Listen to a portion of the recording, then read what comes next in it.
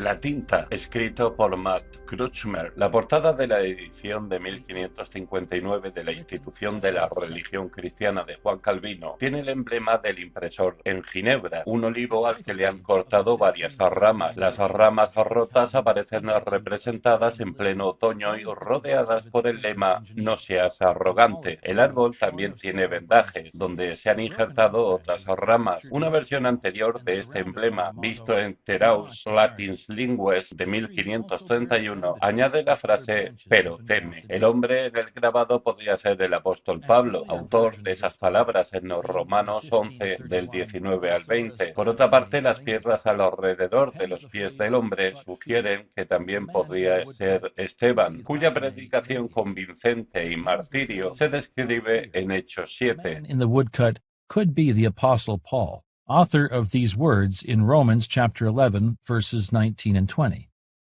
Then again, the stones around the man's feet suggest that the figure could also be Stephen, whose convicting preaching and martyrdom is portrayed in Acts chapter 7. La conjunción de esas dos alusiones bíblicas aquí es importante, pues el emblema pertenece al tipógrafo, impresor y erudito Robert Estienne o Robertus Stephanus. La vida y la carrera de Estienne mostraron muchas de las marcas de la Reforma. Estienne no solo fue un impresor importante en el continente durante la primera mitad del siglo XVI, sino que también fue un erudito de la Biblia y la literatura clásica. Mientras trabajaba en París durante el gobierno del rey Francisco I, tal era su habilidad que Estienne fue nombrado tipógrafo real, impresor del rey en hebreo y latín en 1539 y luego impresor del rey en griego en 1542. El rey de Francia comprendió bien el nuevo impulso humanista hacia el estudio de los textos antiguos. Estienne escribió, lejos de negarle a nadie los registros de los escritores antiguos que a gran y real costo adquirido de Italia y Grecia, tiene la intención de ponerlos a disposición y servicio de todos los hombres. Ancient writers which he at great and truly royal cost has procured from Italy and Greece.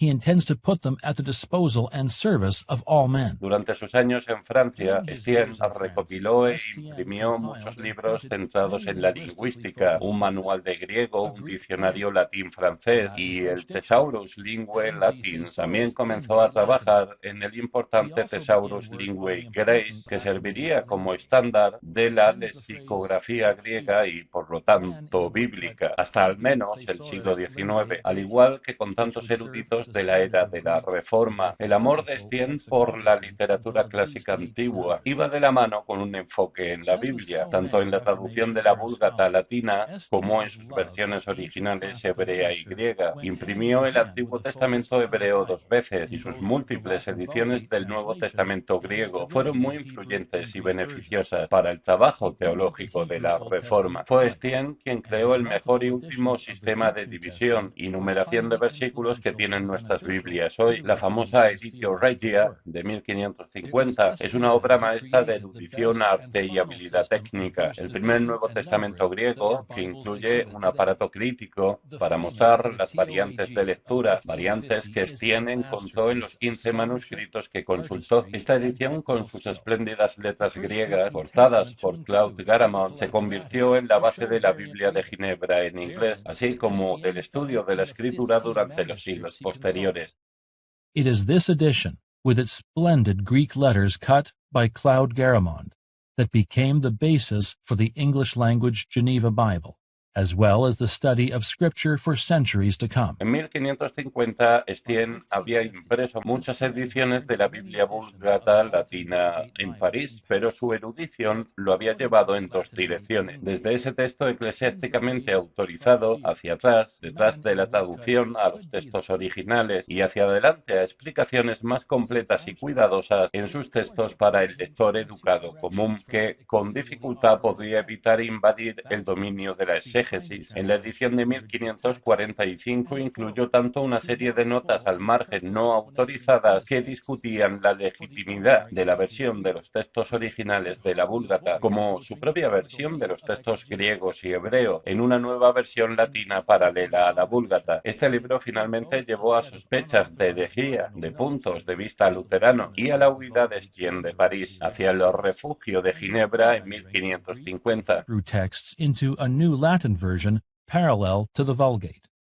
This book ultimately led to suspicion of heresy, of Lutheran views, and to Estienne's fleeing of Paris for the haven of Geneva in 1550. En Ginebra, con el apoyo ahora abiertamente al movimiento protestante, Estienne montó su imprenta y se convirtió en el impresor por excelencia de la causa reformada. Su Biblia en francés en 1553 continuó el énfasis de la Reforma en la lectura laica de la escritura en lenguas vernáculas, y sus ediciones de la institución y los comentarios de Juan Calvino, junto con otros escritos protestantes, sirvieron al creciente movimiento en su deseo de escuchar con claridad y ser gobernado por la escritura. La edición de 1559 de la institución fue, según Bruce Gordon, el resumen más completo de la doctrina protestante durante la Reforma, y tal vez el volumen más importante que surgió en esta, como lo demuestra su traducción a otros 6, quizás 7 idiomas en 1624. La edición de Estienne, fácil de leer y hermosa, incluso para los estándares actuales, desempeñó un papel importante en el crecimiento de las iglesias de la Reforma durante el siglo XVI. Effortless to read